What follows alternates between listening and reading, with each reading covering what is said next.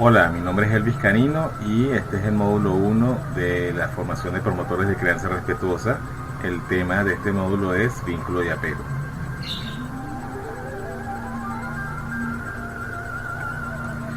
No podemos comenzar a hablar sobre vínculo y apego sin nombrar los aportes que deja el señor Sigmund Freud.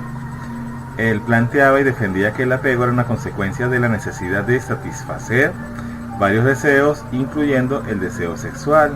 Esto lo explica, lo plantea con su teoría del complejo de Edipo, una versión inspirada en el mito de Edipo Rey. Aquí tenemos unas gráficas, unas caricaturas donde se mofan un poco del complejo de Edipo. No es lo que vamos a hacer en este módulo, por supuesto. No estamos cuestionando ni mofándonos de ninguna teoría, solo que les voy a explicar qué acarrea para nosotros, para lo que estudiamos cuando nos dedicamos a estudiar la crianza con apego, qué consecuencias ha acarreado las teorías en las que se fundamentan algunos profesionales inspiradas en estos planteamientos, por ejemplo, del señor Freud. Aquí una mamá psicoanalista le dice: vaya tranquilo, ya curamos su complejo de Edipo. Gracias, mamá, le dice el hijo. Chiste un poco cruel y feo, ¿no? No te quejes, amor, yo te advertí que te querría como a mi propia madre. Es para que tengamos una muestra de una explicación gráfica un poco jocosa en mal sentido sobre lo que planteaba Freud. Aquí no vamos a cuestionar, como les dije, el basamento de Freud sobre el complejo de Edipo, más sí vamos a hablar un poco o a refutar un poco el que muchos profesionales, psicólogos, pedagogos, etcétera, que trabajan con niños especialmente, aprovechan y se apoyan un poco en este planteamiento de que los niños son manipuladores para justamente crear unos diagnósticos que lamentablemente vamos a escuchar mucho como promotores de crianza y que por supuesto nos va a tocar refutarnos. Algunos expertos se basan en estos pensamientos, hablamos de Freud todavía, para promover y atacar una supuesta tiranía. Asimismo lo dicen. De hecho, hace poco tuve la desdicha de ver a una especialista en un programa de televisión diciendo bien claro que su posición hacia algunos niños, ella no generalizaba, pero aquí en esta formación una de las intenciones es no solamente hablarlo, plantear nuestra posición al respecto, sino plantear también los basamentos en los que nos apoyamos para tener una posición nosotros. Entonces, algunos expertos se basan en esta teoría, por ejemplo, la del complejo de Edipo, para promover y atacar una supuesta tiranía de parte de los niños. Nos hablan de niños manipuladores. Cuando son estos últimos quienes se han llevado la peor parte, los niños, y tristemente aún lo siguen haciendo. Se pone al niño en una posición de tirano, de manipulador, de chantajista, de enamorado de mamá y enemigo de papá, asesino de papá, y lamentablemente quienes se llevan la peor parte en estos planteamientos siempre son los niños. La educación y la crianza conductista se basa justamente en el anular su personalidad, basados en esta falsa premisa de que los niños son tiranos y manipuladores y maquiavélicos a veces. No estoy exagerando, no es una acotación que hago para exagerar, para dar un sentido especial a mi idea, una credibilidad a mi idea basada en exageraciones. Lo que les digo está fundamentado en lo que escucho en mi trabajo todo el tiempo.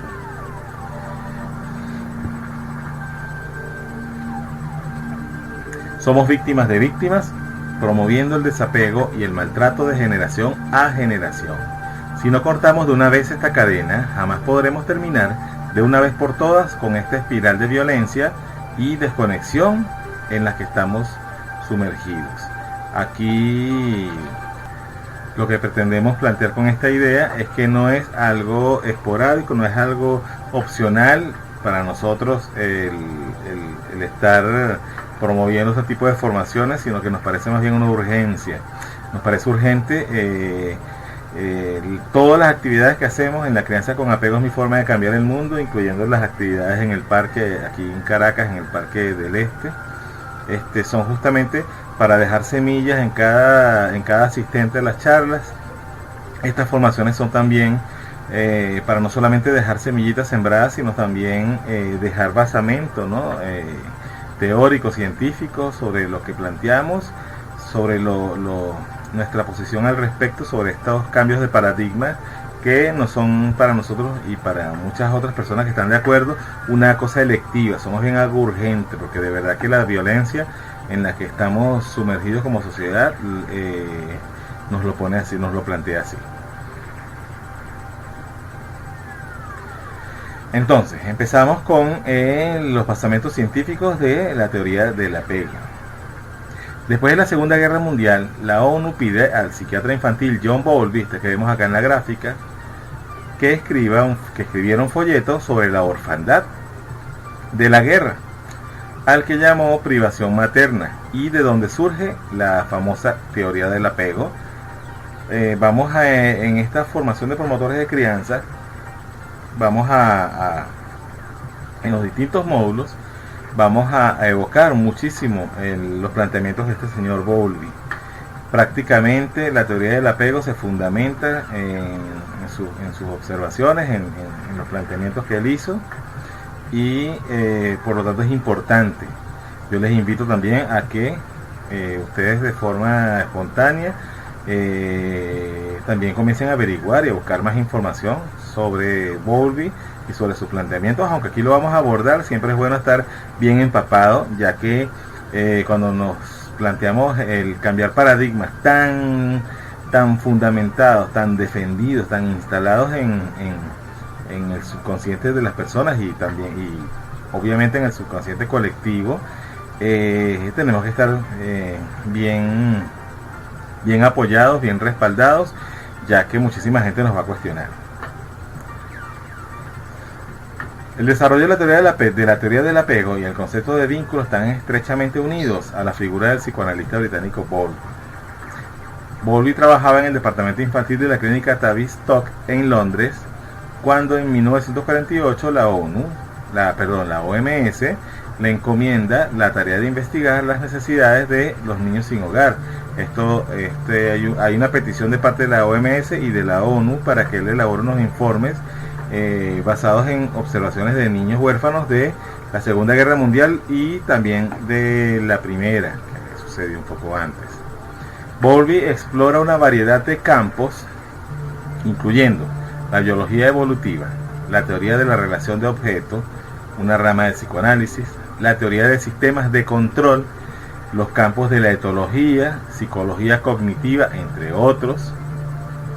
Llega a distintas conclusiones y deja sus ideas plasmadas en estos 3 libros, 3 volúmenes, llamados: el primero, el apego; el otro, la pérdida; y la separación.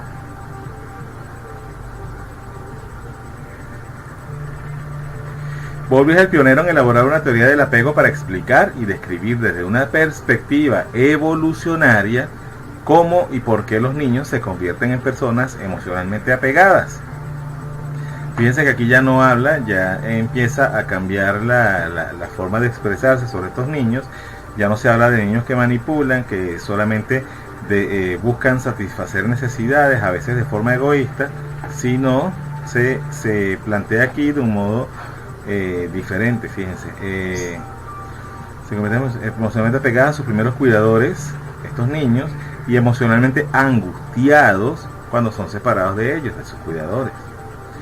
Bowlby sostiene que el sistema de apego está compuesto de tendencias conductuales y emocionales diseñadas para mantener a los niños en cercanía física de sus cuidadores durante la historia de la evolución.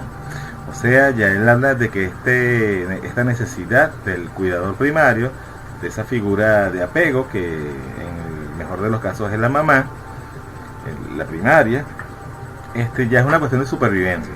Ya no es algo, de hecho no es algo que está haciendo, no es una herramienta utilizada por el niño para manipular, para lograr objetivos mezquinos o para sencillamente satisfacer deseos y satisfacer necesidades biológicas, digamos que superficiales, sino una cuestión de evolución, de supervivencia. El apego se desarrolla como un modelo mental interno que integra creencias acerca de sí mismo, de los otros y el mundo social en general. Fíjense a lo que va llegando esto, ¿no? A la importancia de este apego en estos pequeños. Y juicios que afectan la formación y mantención de las relaciones íntimas durante toda la vida del individuo. Aquí no se habla de que es algo que si no se satisface tiene consecuencias leves que no se van a ver a largo plazo. Se habla de toda la vida y del establecimiento de la personalidad del niño y del establecimiento de la forma en que va a manejar sus relaciones a lo largo de toda su existencia. Entonces ya empezamos a ver lo importante que es el apego, especialmente en los primeros años de vida. Esto es el planteamiento de Bowlby. Los bebés se apegan a los adultos que son sensibles y receptivos. Fíjense que aquí hay un factor, sensibles y receptivos, no solamente que esté cercano. Hay una cierta sensibilidad y receptividad, tiene que estar allí implícita para que el bebé sienta esa necesidad de crear ese vínculo con ese adulto cuidador. A las relaciones sociales con ellos y que permanecen como cuidadores consistentes por algunos meses durante el periodo de aproximadamente 6 meses a 2 años de edad. Fíjense lo que estamos hablando aquí, 6 meses de nacido a 2 años de edad. En nuestra sociedad, lo común, lo que no se ve como anormal, es que los niños incluso antes de estos 6 meses ya están insertos en cuidados, en guarderías, alejados de su figura de apego primaria. Y muchas veces se aplaude que estos niños se integren a estas guarderías, a estos cuidados, a estos cuidadores, y si no notan la lejanía de mamá, si no se angustian, esto es bien visto. Entonces la teoría del apego nos está hablando lo contrario. Cuando el bebé comienza a gatear y caminar, empieza a utilizar las figuras de apego, personas conocidas, como una base segura. Ya vamos a hablar más tarde sobre el concepto de base segura, para explorar y regresar. O sea, el bebé ve a la persona de apego y sabe que está todo bien. Cuando pierde la pierde del campo visual es cuando se puede angustiar, se empieza a angustiar. La reacción de los padres lleva al desarrollo de patrones de apego, y estos a su vez conducen a modelos internos de trabajo que guiarán las percepciones individuales, emociones, pensamientos y expectativas en las relaciones posteriores. La ansiedad por la separación o el dolor tras la pérdida de una figura de apego se considera una respuesta normal y adaptativa. Normal y adaptativa. Esto deberían tenerlo anotado, porque esto justamente es uno de los argumentos que a veces hay que utilizar o aprovechar para defenderse cuando hay una postura de parte de un profesional especialmente, o de parte de una de estas personas encargadas de los cuidados de bebés, sobre que el niño, si el niño se angustia, es algo enfermizo y patológico. Resulta que aquí está demostrado que no es así, que es al contrario. Entonces la ansiedad por la separación o el dolor tras la pérdida de una figura de apego, aquí el tiempo, aquí no hablamos de tiempo sino de tempo. Para un niño 5 minutos, 10 minutos, 15 minutos, media hora alejado de su cuidador primario son terribles, y es un periodo para él bastante largo en comparación con el tiempo como lo vemos o lo medimos los adultos, especialmente cuando hay mucha ansiedad. Entonces la ansiedad por la separación se considera una respuesta normal y adaptativa de un recién nacido apegado, también de un niño de 2 años, o de menos, o de un poquito más. Estos comportamientos pueden haber evolucionado debido a que aumentan la probabilidad de supervivencia del niño. O sea, aquí hablamos de supervivencia. John Bowlby, no lo está diciendo su servidor. Estamos hablando de basamento científico y observaciones serias y avaladas. En su monografía para la OMS, Organización Mundial de la Salud, escrita en 1951, que se llamaba Cuidado Maternal y Salud Mental, Bowlby presentó la hipótesis de que el recién nacido y el niño deben experimentar una relación continua, íntima y cálida con su madre o madre sustituta permanente en el caso de que ésta no esté presente porque haya fallecido o por alguna otra razón, en el que ambos puedan encontrar tanto satisfacción como placer. Fíjense, ambos, ya no es el bebé que busca placer para satisfacer un deseo mezquino, ya no es Edipo. Estamos hablando aquí de un placer mutuo, de una satisfacción mutua, cuya falta puede acarrear consecuencias significativas e irreversibles para la salud mental. Aquí se habla de algo bien importante: el desapego, la falta de este vínculo necesario para los niños pequeños, puede acarrear problemas, incluso para su salud mental a lo largo de su vida entera. Estamos viendo lo importante que es el apego. Este artículo también se publica bajo el nombre de Cuidado Infantil y el crecimiento del amor para el consumo público. La propuesta central fue influyente, pero muy controversial. La teoría del apego plantea que el niño tiene tendencia a buscar proximidad con una persona y sentirse seguro cuando esa persona está presente, a diferencia del planteamiento de Sigmund Freud, en el que se decía que el niño solamente necesitaba satisfacer una necesidad, a veces hasta de forma mezquina. Según la teoría de Bowlby, el apego se considera parte de un sistema biológico y los niños están naturalmente unidos a sus padres. Naturalmente unidos a sus padres. Aquí no se habla de capricho, aquí no se habla de malcriamiento, malcriadez, como lo quieran plantear los defensores del desapego. Porque son seres sociables, o sea, estos niños están naturalmente unidos a sus padres porque son seres sociables. Los seres humanos somos seres sociables. Biológicamente, psicológicamente, es parte de nuestro desarrollo, es uno de los factores que inciden en el crecimiento de nuestro cuerpo, nuestra estructura y de nuestra psique también, nuestras emociones y por qué no de nuestra espiritualidad. No simplemente porque necesitan a otras personas para satisfacer sus deseos, como se planteaba originalmente. Entonces el apego es parte normal del desarrollo del niño. Grábense eso, el apego es parte normal del desarrollo del niño. El origen formal de la teoría del apego comienza en 1958 con la publicación de 2 artículos, siendo el primero de estos La naturaleza del vínculo de los niños con su madre, de el antes mencionado John Bowlby, a quien tanto le debemos quienes trabajamos en defensa de la teoría del apego y de la crianza respetuosa. El segundo es uno titulado La naturaleza del amor, del el doctor Harry Harlow. En las actividades que les mandé antes de la clase, vieron, ya deberían haberlo visto ya, los experimentos que hace el doctor Harlow y que son parte importante de ese respaldo científico que necesitamos para defender esta teoría del apego. El doctor Harlow, este último escrito del doctor Harlow se basa en experimentos que mostraban las crías de monos rhesus pareciendo formar un vínculo emocional con madres adoptivas que no ofrecían comida, más sí contacto. Si vieron el video, ojalá lo hayan visto, tienen que haberlo visto.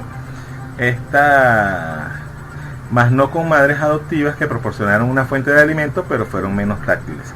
En este experimento, estos monitos, bebés, huérfanos, son puestos junto con 2 madres sustitutas. Una tiene alimento, una especie de biberón con tetero, leche, y otra no tiene alimento, más tiene una especie de felpa que la cubre, y para el monito es algo que recuerda al tacto con otro de su misma especie, o sea, una mamá. Entonces estos monos prefieren, en la mayoría de los casos, o prácticamente todos, pasar la mayoría del tiempo junto con la madre que no da alimento, más sí calor y contacto, y solamente recurren a la madre que da solo alimento en casos ya extremos en que tienen hambre, pero vuelven enseguida a la mamá de felpa. También hay unos casos, unas pruebas terribles, es un poco terrible, si lo vieron le debe haber impactado, en las que estos monos son sometidos a situaciones de miedo, de miedo extremo, de shock, y lo primero que hacen es recurrir a la madre de felpa para buscar protección. También cuando los alejan, los sacan mucho tiempo, los separan de estas dos madres artificiales y después los vuelven a insertar al sitio, al lugar de cautiverio. Ellos lo primero que hacen es salir corriendo hacia la mamá de felpa, no a la de alimento. Esto demuestra que los monos rizos no son muy diferentes de nosotros. Esto demuestra, entre otras cosas, que el contacto físico, el calor, el sentir otra piel, aunque sea artificial, es más importante para la psique, para la emocionalidad, para el desarrollo de estos pequeños. También pasa con los humanos, que incluso el propio alimento. Entonces, una de las cosas que vamos a ver en algunos de los módulos, incluyendo el de lactancia, es que en nuestra sociedad o el entorno que nos rodea, incluso no hablo solamente del entorno vecinos, amigos, familiares, sino también de especialistas y especialistas, entre ellos personal médico, a veces, en muchos casos, desconocen o desconocen, bien sea a nivel consciente o porque no les interesa este tipo de basamento científico que está allí al alcance de todos. Basta usar medios, por ejemplo, como el de YouTube, que es donde yo les paso los links a ustedes para que vean los videos, y tanta información que hay ahora en las redes, estamos en la era de la información. Y entonces muchas veces estos profesionales nos dicen cosas como que el niño, si llora, lo que tiene es hambre. Si el niño, si llora, lo que es un malcriado que está manipulándote y utilizándote y burlándose de ti. Esto no es exageración, es el diagnóstico que le han dado a muchísimas madres que recurren a nosotros. Y bueno, entonces ya sabemos que no es así. Muchas veces los bebés que lloran, incluso bebés recién nacidos, lo que está pidiendo es sencillamente contacto físico de su mamá o del otro cuidador que esté cercano. La atención de Bowlby se dirige principalmente a la etología, además de los experimentos de Harlow, cuando lee una publicación en forma de borrador del Dr. Konrad Lorenz en 1952. Konrad Lorenz fue premio Nobel de Fisiología o Medicina en 1973. Los experimentos de Lorenz también están en el material que se les mandó previo a la clase. Este señor, como etólogo, tiene una cría de patitos desde que están en los huevos aún. Termina de hacer de modo artificial el empollar los huevos, los ve nacer a estos patitos y les simula o gesticula el sonido de una mamá pata. Entonces los patos establecen el vínculo con él porque es la primera y única figura que ven, y enseguida lo relacionan con su mamá, se apegan a él. Es bien lindo el video, tienen que haberlo visto. Él camina y los paticos van atrás, él nada y los patitos nadan detrás de él. Incluso lo incluyen en los rituales de apareamiento. Entonces aquí nos demuestra los estudios, las pruebas, el experimento de Konrad Lorenz, que el vínculo en los primeros momentos al nacer es muy importante. Es una cosa que también vamos a tocar varias veces a lo largo de la formación, de los módulos de la formación de promotores de crianza, pero que es importante que sepamos que tiene su basamento científico y que está bien explicado. También les invito a buscar más información y más detalles tanto sobre Konrad Lorenz como sobre los resultados de sus experimentos, entre otras cosas. Otras influencias importantes de Bowlby a la hora de elaborar y darle forma y consistencia a lo que es la teoría del apego son Nicholas Timberheim, premio Nobel de Fisiología y Medicina en 1973, lo comparte con Konrad Lorenz. y Robert Hind, autor entre otros escritos de El comportamiento animal, Relationship Within Families, este creo que no está en español, y Education for Peace, Educación para la Paz. En los albores de la teoría del apego, los psicólogos académicos critican a Bowlby, le hicieron una especie de juicio, se rasgaron sus vestiduras y la comunidad psicoanalítica lo aisló, lo expulsan por su alejamiento de los principios psicoanalíticos. Prácticamente le dicen: ¿cómo te atreves a cuestionar a nuestro querido Freud? Entre otras cosas. Sin embargo, la teoría del apego se convierte desde ese entonces en el abordaje dominante para entender el desarrollo social temprano y da origen a un gran aumento de investigación sobre la formación de una estrecha relación en los niños. Muchas terapias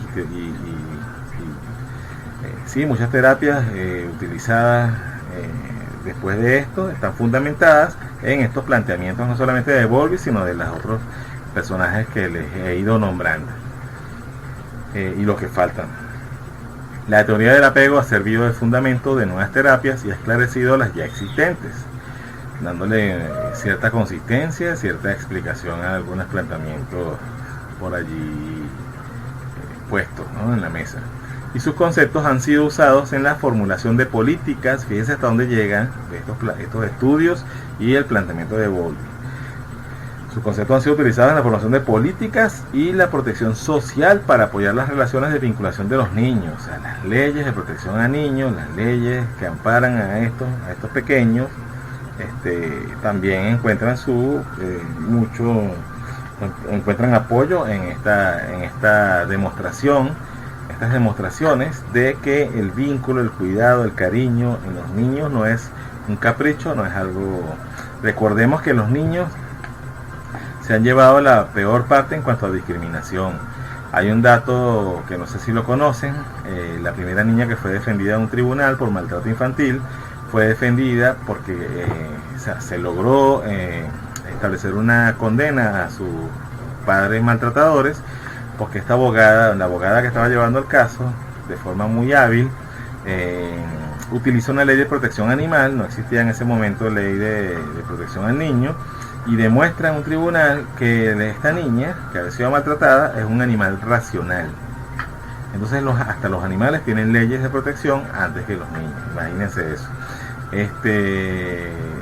Se habla de que la mujer es víctima de desigualdad, es víctima de abuso, es víctima de violencia, a veces avalada por la misma sociedad. Entonces a los niños, si ustedes se ponen a ver, les toca la peor parte, porque hoy día se condena y se señala, a pesar de que se escapa todavía de las manos, pero se condena y se señala y se juzga la violencia hacia la mujer. Incluso se hace con los animales también, se les protege y los ampara la ley en muchos aspectos, pero los niños, con todo y que hay leyes de protección al niño, todavía nuestra sociedad, y hablo a nivel general, no solamente de nuestro país, Venezuela, toda nuestra sociedad relaciona el maltrato a estos pequeños con algo que se llama de forma equivocada educación o disciplina. Entonces, cuando hablamos de discriminación, definitivamente nadie ha salido más perjudicado y ha sido más desprotegido que los niños.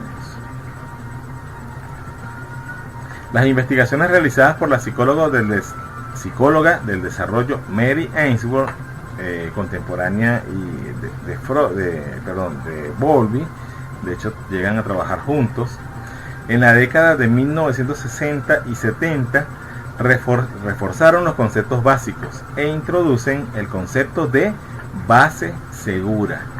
Desarrollaron también la teoría de un número de patrones de apego en recién nacidos, entre ellos apego seguro, apego inseguro evitativo y apego inseguro ambivalente. Posteriormente es identificado un cuarto patrón que se anexa aquí, llamado apego desorganizado.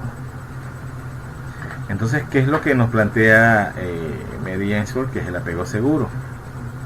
Según ella, los niños criados dentro de un apego seguro suelen ser niños que cerca del año se muestra, a veces poco después, esto no es general, ¿no? Esto no es estandarizado, se muestran autónomos, sociables, dóciles, esto es un poquito cuestionable, pero así está planteado aquí, capaces de explorar el ambiente y perciben a sus padres como una base segura, es decir, como personas sensibles a sus necesidades y que favorecen el contacto y la cercanía.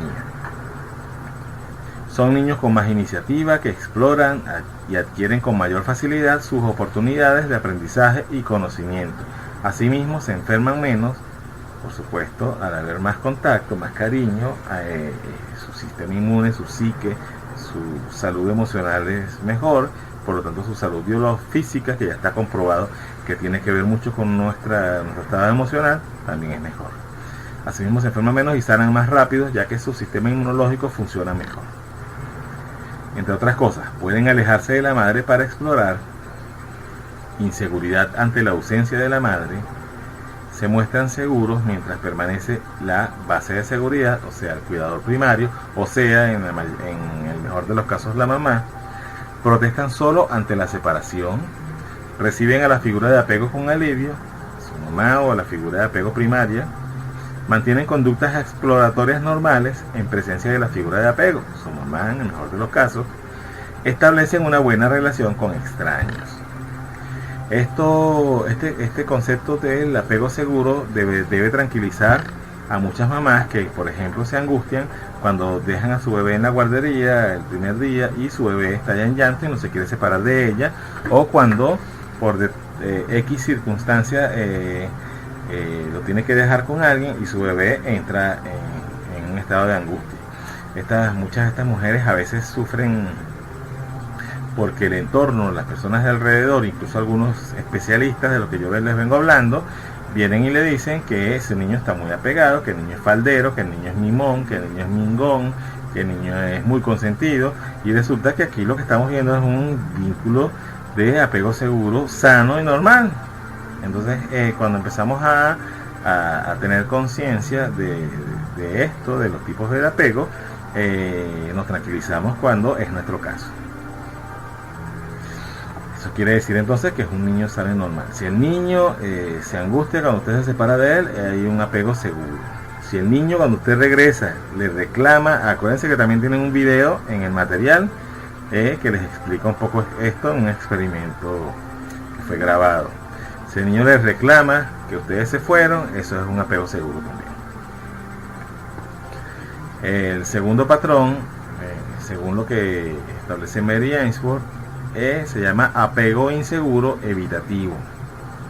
Aquí suelen ser niños excesivamente independientes, sin problemas en la exploración, pero que no recurren a los padres como base segura, pues ellos han evitado el contacto, ellos los padres, han evitado el contacto y se han mostrado insensibles a las necesidades del niño.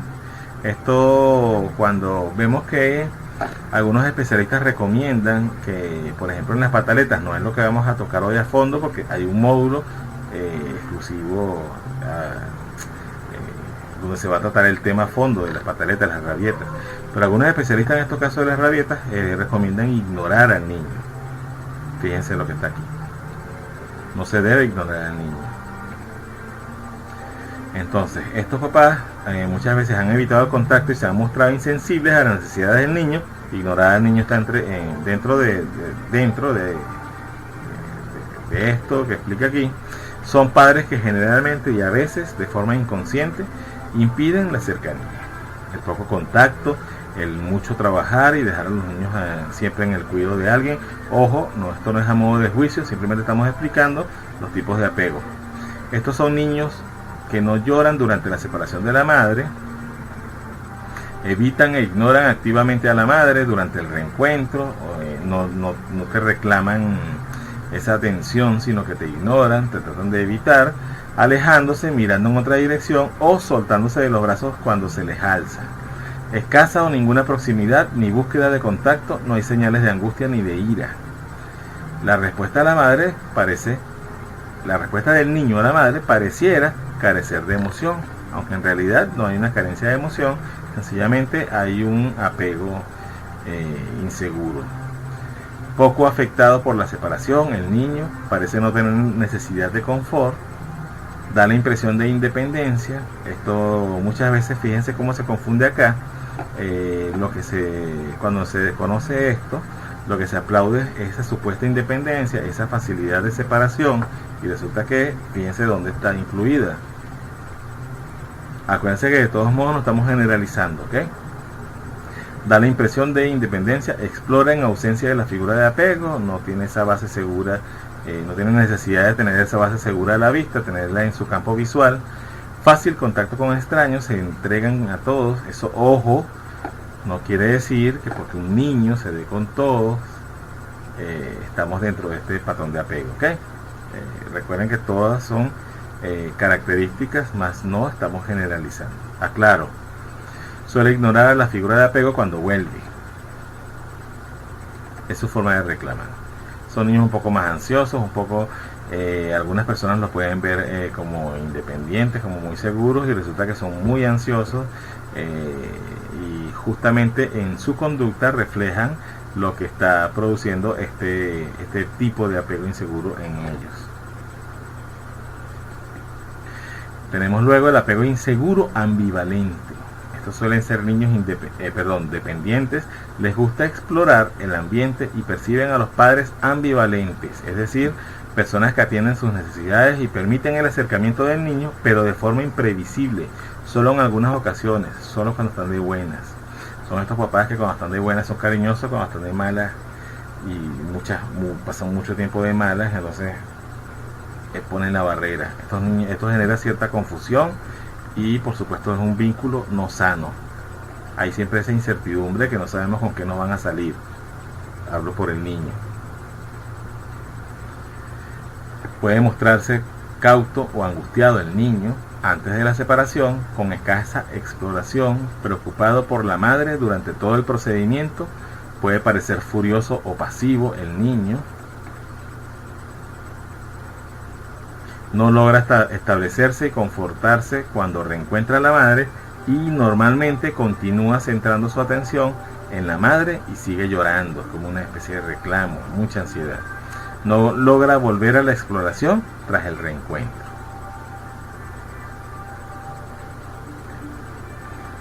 El niño generalmente es perturbado, se ve perturbado por la situación experimental. Esto es en el caso del experimento, donde se muestran los tipos de apego. Gran ansiedad, agitación ante la separación, busca consuelo, aunque de forma ambivalente, igual que el cuidador, si está de buena, si no, o sea, es algo muy aleatorio. Se adhiere y rechaza a la figura de apego, es como si te quiero, no te quiero, después te empujo, y se resiste a ser consolada. Esto sí es una reacción muy común en los niños que están dentro de este patrón de apego. Niños, por supuesto, que tienden mucho a deprimirse, a estar ansiosos, a no sentirse valorados, a no sentirse queridos, y a sentir que, bueno, si papá está de buenas, bien, si está de malas, ok, igual. Entonces el apego aquí no es sano, no es seguro, y por supuesto, y por ende, eso crea secuelas en la autoestima del niño y en su propio concepto de sí mismo. Y tenemos por último un tipo de apego que se incluye luego, que es el apego desorganizado. Este es uno de los más frecuentes en los niños víctimas del terror, que provocan situaciones de malos tratos en los que el niño siente que no existe ninguna estrategia organizada útil para poner fin a las situaciones en las que es violentado, golpeado, insultado, vejado o tratado de manera altamente incongruente, quedando a merced de los cambios mentales y consiguientemente conductuales de los cuidadores principales. Aquí está implícito absolutamente el maltrato infantil en todas sus modalidades. No vamos a andar mucho en el maltrato en este módulo porque tenemos un módulo especial para el maltrato infantil.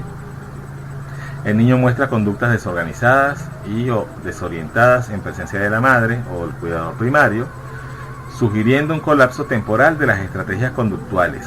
Por ejemplo, puede congelarse con una expresión equivalente al trance, manos abiertas. Puede alzarse ante la entrada de la madre después caerse y acurrucarse sobre el suelo, o puede aferrarse mientras llora amargamente y sin embargo distanciarse con la mirada. También son niños que se aíslan emocionalmente. Presenta conductas desorganizadas y confusas en el reencuentro con la mamá.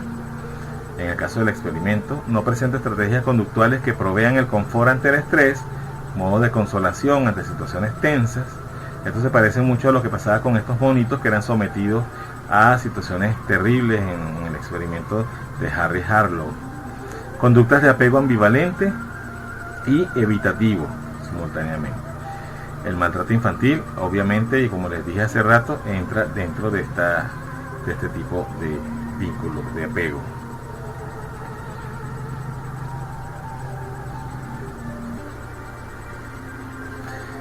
Recuerda que les hablé del concepto que introduce Mary Ainsworth, que es la base segura. Este concepto se refiere originalmente al cuidador al que se dirige el bebé cuando está angustiado. La cuestión aquí es la imposibilidad de sobrevivir sin algún tipo de base segura. Para que entiendan un poco el concepto de base segura en los niños que ya están caminando, ellos cuando se alejan, fíjense que si mamá está en un sitio y el bebé empieza a explorar, él se va alejando y va volteando a ver si mamá, su cuidador primario, está en su campo visual. A medida que se aleja, voltea, se aleja, voltea.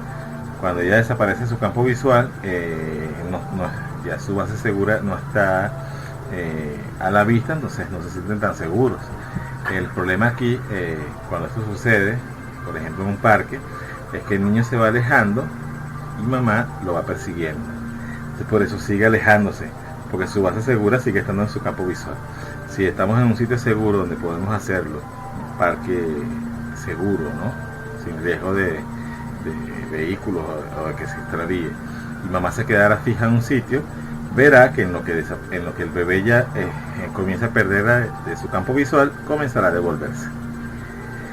Entonces, esto es una forma de explicarlo. Entonces, como les dijimos, la cuestión aquí es la imposibilidad de sobrevivir. Fíjense, imposibilidad de sobrevivir sin algún tipo de base segura. Los primeros pensadores del apego tendieron a contemplar la base segura en términos conductuales, refiriéndose al cuidador a quien visiblemente se dirige el bebé cada vez que se encuentra amenazado o enfermo, y que es capaz en mayor o menor medida de proporcionarle la protección esencial necesaria si el bebé ha de sobrevivir. Este concepto parecía presentar una aplicación limitada a los adultos hasta que se observó que la base segura podría considerarse no solo como una figura externa, sino también como una representación de seguridad dentro de la psique del individuo. Este niño que está aquí en la gráfica es un niño ya grande, en comparación con los bebés, ¿no? Todavía es un niño, todavía es un bebé, pero no es un recién nacido. Y fíjense que cuando él se cae, se golpea y llora, recurre a su base segura, en este caso su papá, que es el que estaba cercano a él, y siente consuelo. Esto, cuando no es satisfecho en la infancia, es muchas veces una de las razones por las que los adultos somos tan ansiosos y tan dependientes de cosas externas, y a veces las adicciones también están fundamentada en la no satisfacción de esta base segura en los primeros años de vida. Entonces, fíjense lo importante que es esto. No estamos hablando de algo relevante, sino de algo esencial. Los adultos, aunque aparentemente seamos autónomos, fíjense que aquí está bien recalcado, aparentemente, y busquen el contacto físico con los seres queridos en momentos de estrés, también disponen de una zona interna de base segura a la que se dirigen cuando lo necesitan. En el caso de los que saben visualizar el sitio que piensan, en esa playa, ese sitio hermoso al que recurren cuando están muy estresados, muy cansados. Quienes practican meditación también saben de lo que estamos hablando aquí. Y cualquier persona que se permita imaginar sabe lo maravilloso que es poner la imaginación a funcionar cuando necesitamos aislarnos momentáneamente de una realidad que a veces nos tiene muy tensos, muy estresados. La activación de la base segura interna, esa que está dentro de nosotros, puede producirse por efecto de pensamientos, imágenes y o conductas reconfortantes, entre las que se incluyen los recursos que uno mismo emplea para tranquilizarse, como por ejemplo un baño caliente, meterse en la cama, alimentos, música, libros o programas de televisión favoritos. Ojo, haciendo la acotación de que tampoco estamos hablando aquí de una adicción patológica a la televisión, en ninguna de estas cosas, que especialmente la televisión, que es un sustituto artificial de la base segura en la adultez y a veces en la niñez también, bastante dañino, no se maneja con cuidado. Edredones especiales o alcohol, esa copa, ese trago que nos relaja. Aquí hablamos de dosis normales de alcohol, no de una dependencia extrema patológica, alcoholismo. La representación interna de la base segura puede activarse mediante diferentes partes del ciclo de base segura, valga la redundancia. De ahí que el calor y la suavidad de los baños o de la cama produzcan los estados deseados de calma. Esta es una de las bases seguras favoritas de muchos adultos. Cuando todo está mal, cuando estamos muy cansados, muy estresados, muy tensos, a veces nada más rico que pasar el día, un domingo, el día que sea, en cama, sin salir, comiendo en la cama, tomando cosas en la cama y viendo televisión. Ahora, cuando esto se convierte en una necesidad, se extiende en su aplicación y está acompañado de una depresión, ya no es una base segura, sino ya es un problema, pasa a ser un problema. Las variantes psicológicas de la conducta de base segura incluyen los atracones, en algunos casos de comida, o la muerte por inanición también, el no comer, depresiones en algunos casos, el abuso de sustancias, la masturbación compulsiva o las autolesiones voluntarias. Esto es en los casos ya patológicos de sustitución de la base segura por un reemplazo externo que a veces es dañino y tóxico en los adultos.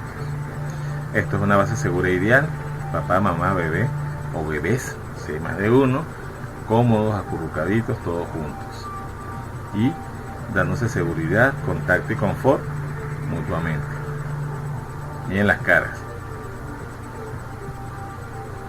Reemplazos de la base segura artificiales no tan sanos en la adultez, cuando esta base segura no ha sido satisfecha en la infancia. Este es uno de los más comunes. Sabemos que este muchas veces es el miembro principal de muchas familias. No estamos aquí juzgando ni lanzando piedras a la televisión, solo que hacemos la acotación de que muchas veces pasa a ser el sustituto del contacto y de la convivencia. Esta que ya conocemos todos y que es muy común, el cigarrillo, el alcohol. Ya aquí no hablamos de una copa que nos calma, de un trago que nos calma, sino de adicción, de alcoholismo, cuando se depende de ello para estar bien, cuando se depende de ello para vivir. Ni hablar de esta sustitución de la base segura. Fíjense la relación que tiene el apego o el desapego en los primeros años de vida con estas adicciones. Aquí encontramos respuesta a muchas cosas. Entonces, en conclusión, el apego no es ni más ni menos que la conducta instintiva que tenemos para formar un vínculo de amor, de protección con nuestra cría. Y esto definitivamente no puede esperar.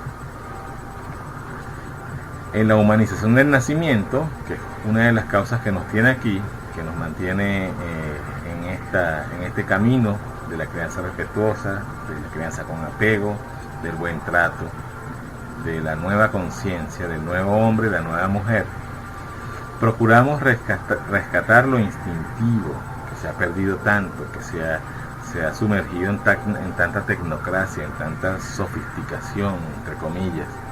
Damos al bebé, el bebé a la madre, justo en el momento en el que sale del útero, para que así se establezca de forma sana el vínculo. ¿Recuerdan a Conrad Lorenz con los patitos? Bueno, eso mismo sucede cuando un bebé es pegado inmediatamente a su mamá. Es la primera figura que ve, la primera figura que le habla, que le da la bienvenida, la primera figura que huele, que toca. Entonces aquí se establece el vínculo.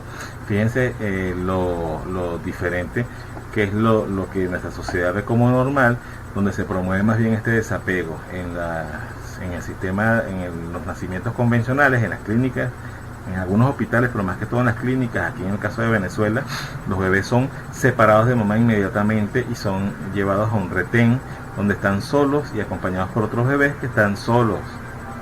Cuando el bebé necesita, como cualquier otro mamífero recién nacido, es el contacto con esa figura primaria de apego, que es su mamá, en el mejor de los casos. Y cuando esta figura está por razones, por ejemplo en las cesáreas, que está anestesiada y está indispuesta, debería ser la figura secundaria, que es el papá, no una cunita plástica en un retén, no una persona extraña dándole aparte un biberón en vez de la teta de mamá. Fíjense que a nivel nuestras instituciones están muy lejanas a lo que nos plantea la teoría del apego, por ejemplo. Están en mucho desconocimiento de todo esto, de lo que hemos venido hablando. Esos primeros minutos, horas, son importantísimos y decisivos tanto para el bebé como para la madre, y por qué no, también para el padre, quien necesita, igual que la mamá, establecer vínculos. Una de las razones, y lo vamos a hablar a fondo en el módulo de nueva paternidad, una de las razones porque hay tanta desvinculación de los papás a veces en la crianza, en la educación de sus niños, es porque no se les permite justamente establecer este vínculo en estos primeros momentos. Aquí, por ejemplo, en Venezuela hablamos y promovemos cosas rituales como el celebrar los miados. Le dicen, se llevan al papá, llega a la familia y se lo lleva a sus amigos a celebrar, a beber alcohol. Esto es un ritual evasivo, promueve la evasión, la desconexión, porque este hombre, en vez de vincularse con su bebé, con su pareja, con su cría, está evadiendo la realidad. Y después, sumado a esto, la empresa donde este señor trabaja le exige que se reincorpore de inmediato. Entonces el vínculo no se termina de establecer aquí. Fíjense lo importante que es tener conciencia de la teoría del apego, tener conciencia de lo importante que es el vínculo en los primeros momentos. Si nuestros líderes, si nuestros líderes políticos, si nuestros líderes empresariales incluso los profesionales de la salud tuvieran más certeza, más información sobre la importancia de esto, quizá se trabajaría un poco pensando en esto, en las leyes donde se da permiso postnatal, en los permisos a nivel de las empresas, las decisiones de las empresas sobre el permiso, y en las políticas también, promoviendo el apego en vez del desapego. Ese sentimiento de apego tan propio de los mamíferos en general, y que los expertos han denominado bonding, tiene un poderoso efecto tranquilizador sobre el bebé. Entonces estos bebés son más tranquilos, más seguros, emocionalmente más sanos. Justamente acabo de hablar hoy, hace cuestión de 1 o 2 horas, hora y media, con un papá que me llamó. Estuve en el nacimiento de su bebé como dula, y me estaba contando con mucha alegría, mucho empoderamiento. Aparte, este papá también es promotor de crianza respetuosa. Lo feliz que le hacía ver que su bebé, desde que nació, hace menos de un mes, es una niña muy tranquila, muy serena, y que se comunica con ellos de una forma tan pacífica, sin necesidad ni siquiera de llorar, que él, de no ser porque ya conoce y se ha involucrado bastante con esto de la teoría del apego, le extrañaría y le tendría preocupado. Él más bien está muy feliz porque sabe que su niña lo que le está mostrando es esto, que recibió este apego, este bonding, estableció ese vínculo con su mamá y su papá, tan especial, y por eso les manifiesta esa sensación de estar tan tranquila y feliz, que él lo ve así. No lo ve como lo vería quizá una persona desinformada, que pensaría que la niña está pasando algo malo, porque se supone que los bebés lloran y pegan gritos y alaridos. Sentir una voz que conoce, la de su madre, la lleva escuchando todo el embarazo, hablando del bebé, y sentirse abrazado y protegido hará que todo sea mucho más fácil en su nueva vida del bebé, la que acaba de comenzar.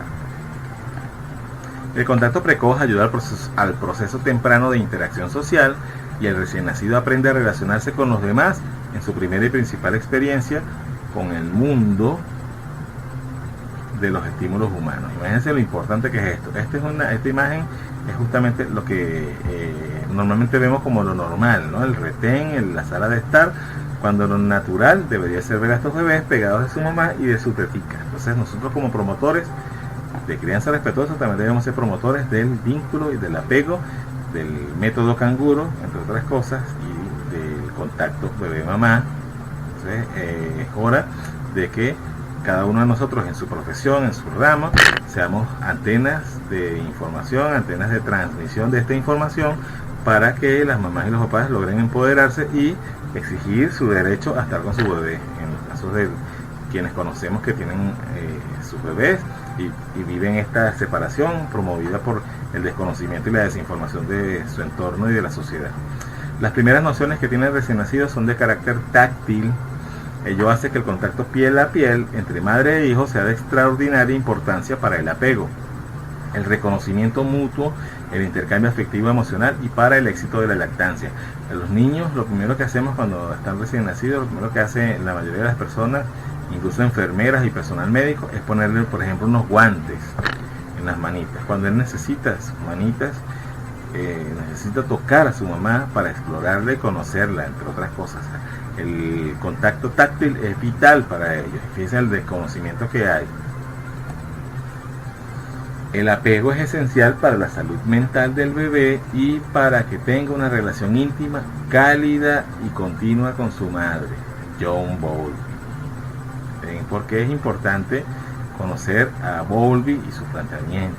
Anoten esto, que sea un mantra, que sea una estámpelo en una franela. Vamos a convertirnos en eso, en antenas repetidoras de esta información. Este bebé que está en esta lámina es un bebé que nació acompañado por nosotros como dulas. Su mamá está ahí, miren la cara de felicidad, miren la cara del niño, tenía apenas ni siquiera una hora de haber nacido y estaba así como está ahí en esa foto, feliz, plácido, tocando a su mami. Fíjense que no tiene guantes, tiene gorrito porque eso sí, su región craneal es bastante sensible a la temperatura, al frío, más no guantes. Está tocando a su mamá, ahí ya la habíamos vestido, había pasado ya más de media hora pegado desnudito de su mamá, conociéndola, sintiéndola, y miren la cara de felicidad. ¿Cómo no promover el apego? ¿Cómo no promover esta información? ¿Cómo no promover el vínculo? ¿Cómo no promover la crianza respetuosa cuando uno ve estas cosas en físico, allí, como testigo presencial? Reaprendamos de ellos. Se nos han olvidado, a ellos no, y de ellos, algunos de ustedes tienen gatitos, son buenos maestros en todo esto del nacimiento, del apego, de la lactancia. Son buenas referencias los gatos, muy maternales las gatas, y de ellas ni hablar. Traten de quitarle un bebé a una gata o una perra para que vean, a menos que ustedes sean sus amos y ellos los quieran mucho y se los permiten con cierto recelo. Para un extraño lo morderían y lo atacarían. Y de ella, esta foto es de Nagasaki a los 2 días de la explosión atómica, una situación lamentable y triste, pero esta lámina, una de las cosas por la que la cargo en casi todas las presentaciones donde se tocan los temas de vínculo, de apego y de lactancia, es porque demuestra mucho. Querer es poder. A pesar de lo trágico que es la situación que se está viviendo aquí, fíjense que esta mujer está con su bebé pegadito y dándole teta. Es bastante triste, pero también tiene un mensaje poderoso. Somos mamíferos, no lo olviden. Se nos ha olvidado un poco que somos mamíferos y que somos primates. Yo no conozco, y creo que ustedes tampoco, ningún caso de un gorila malcriado. Y los gorilas, bastante apego, bastante abrazo, y viven como viven colgados de su mamá. Todos los primates viven colgados de su mamá. Y los mamíferos, los gatos que son tan independientes, son unos animales tan, cuando son adultos, digamos que son desapegados, ¿no? Mucha gente no gusta de tener gatos domésticos porque siente que ellos no son como los perros que se aferran al cuidador, sino que son muy de la calle y tienden a veces a irse y a no volver. Y fíjense cómo son ellos cuando están en recién nacidos, son amamantados y muy protegidos por su mamá.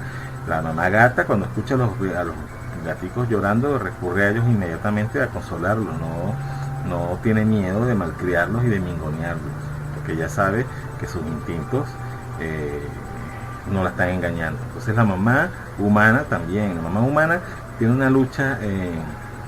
El ser humano nos pone en una situación difícil porque se supone que somos racionales, seres pensantes, seres inteligentes, muy inteligentes, más que los animales según nosotros, en nuestro ego, y resulta que entonces tenemos ese choque entre esa inteligencia y ese bombardeo de información contra nuestros instintos. La mamá, normalmente cuando se permite escucharse a ella, una mamá de un bebé recién nacido, ella lo que quiere es cargar a su bebé, que lo que quiere es tener a su bebé pegado, lo que quiere es tener a su bebé en la teta, lo que quiere es tener a su bebé protegido, y la gente entonces está encima diciéndole que no lo cargues, que no lo mimes, que no lo amamantes, que no duerma contigo, que no te lo pegues mucho porque se mingonea, que no te lo pegues mucho porque se malcría, que no lo cargues si es varón porque se vuelve afeminado, hasta homofobia hay allí implícita, que esto, que el otro, que no, promoviendo siempre el desapego. Vivimos en un mundo donde se promueve el desapego, que ignores al niño cuando tiene una situación difícil, una pataleta. Se promueve mucho el desapego y fíjense lo que tenemos afuera, cuál es el espejo de esta forma de criar. Nada agradable, nada bonito. Entonces vale la pena intentar, vale la pena no intentar, vale la pena apoyarse en estas teorías, en este basamento científico, tecnológico, humano, instintivo, espiritual, y empezar a crear un mundo nuevo. Yo les invito a que veamos con mucha atención las 10 clases, los 10 módulos, hagamos con mucho cariño las actividades que les vamos enviando también previas a las clases, y que luego de ver estas clases, por favor, nos hagan llegar sus impresiones, sus conclusiones y también preguntas. Tenemos que interactuar, no solamente es ver la clase, es interactuar y aportar cosas. Todos sus aportes, sugerencias son bienvenidos. Fue un placer. Los espero en el segundo módulo, donde vamos a hablar específicamente sobre la crianza con apego. Hasta luego.